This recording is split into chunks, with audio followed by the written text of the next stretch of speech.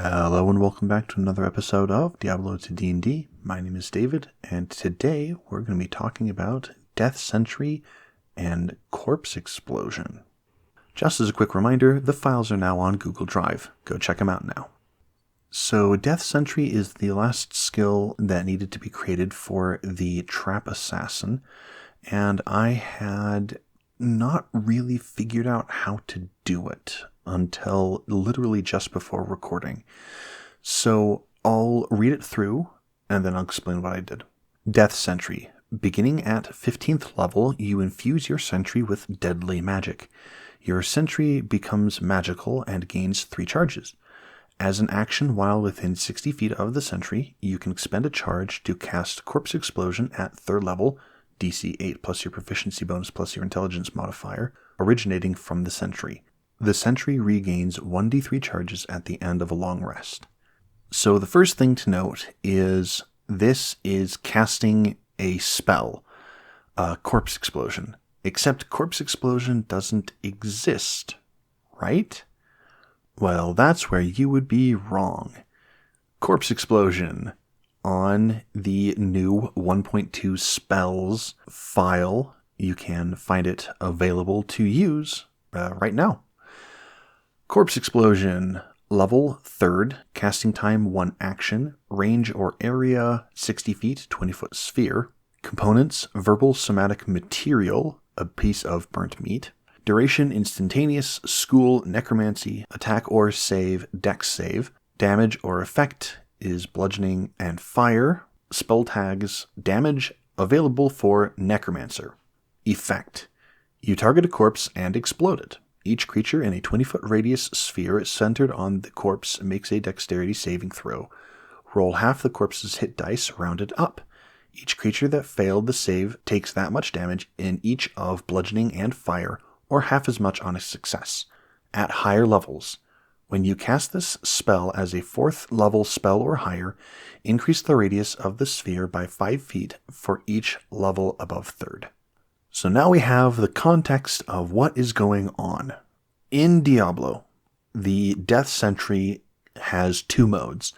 It has a shoot lightning mode, and it has a blow up corpses mode.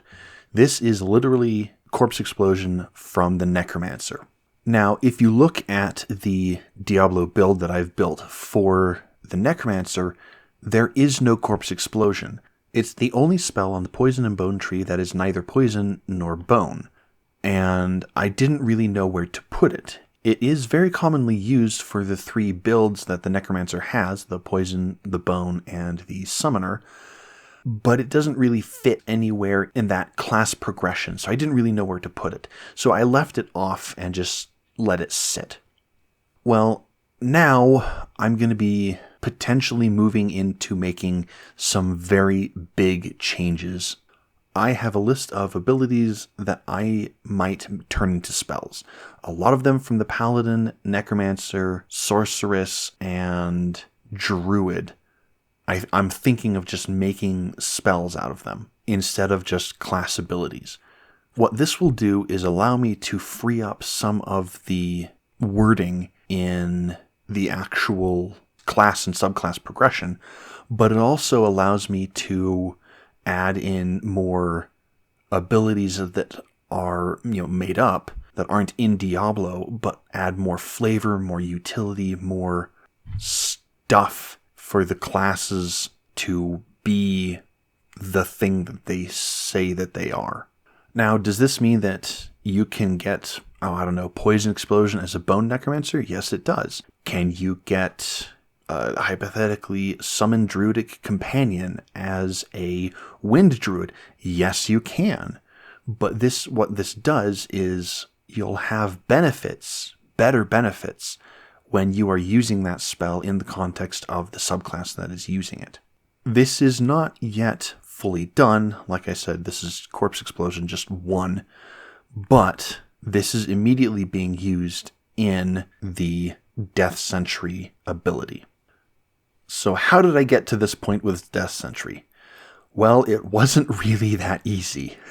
So my original thought was somehow the assassin needed to learn Corpse Explosion, but cast it through the Sentry, but not anywhere else because you didn't have spell slots, and it just seemed weird because it's a Death Sentry and not the Assassin casting it, and how does all of this fit together?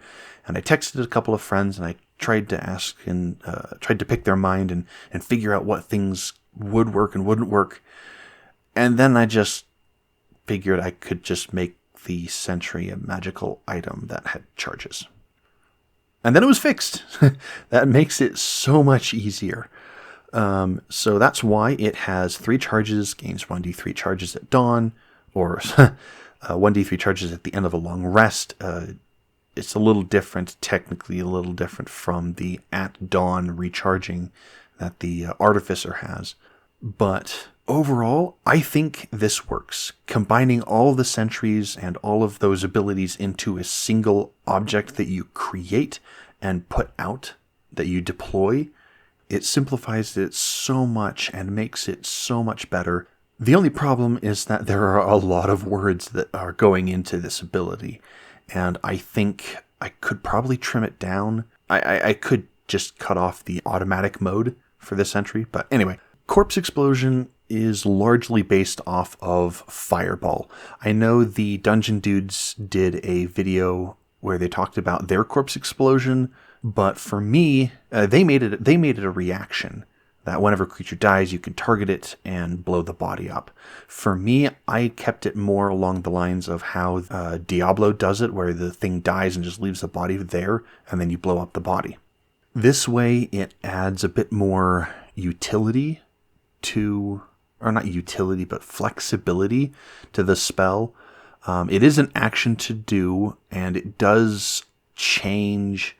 Its damage changes based on how big the creature is, because it's a 3rd level spell, and if you cast it, the damage doesn't go up, but the damage does kind of go. The damage doesn't scale, but it does kind of go up based on the challenge rating of the creature that you're fighting. So it does kind of scale, but the damage in Diablo never goes up because it's based off of the creature's hit points.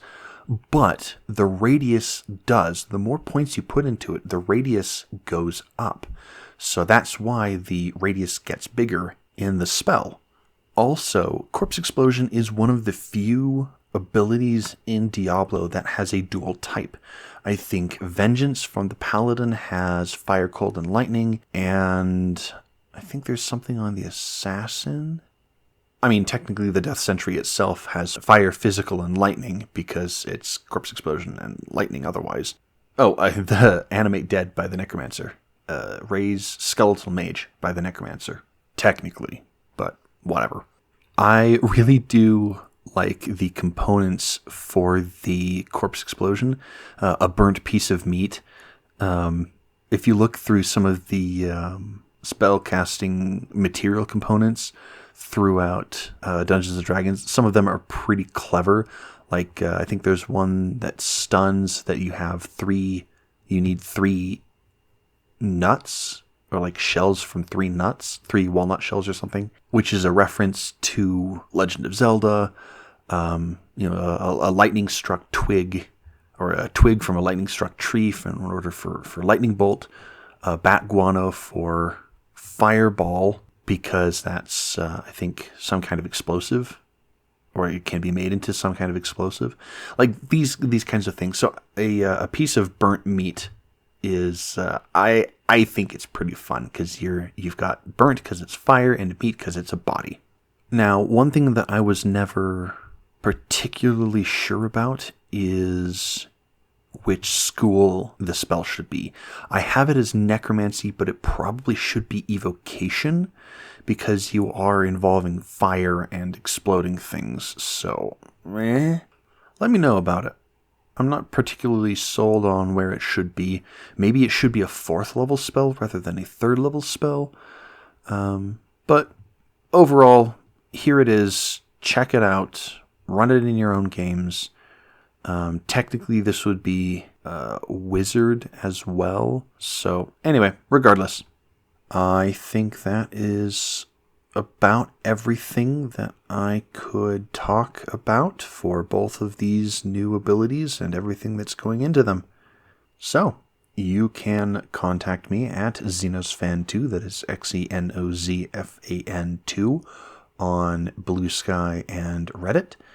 I have started, by the way, putting my videos up on my Reddit page. So if you are on Reddit, you can just look at what I've got, and then it'll take you to the YouTube link if you're ever there. You can also contact the channel directly at Diablo, TODND, on Blue Sky and YouTube. Thank you much for watching, and I will see you in the next one. Have a good whatever.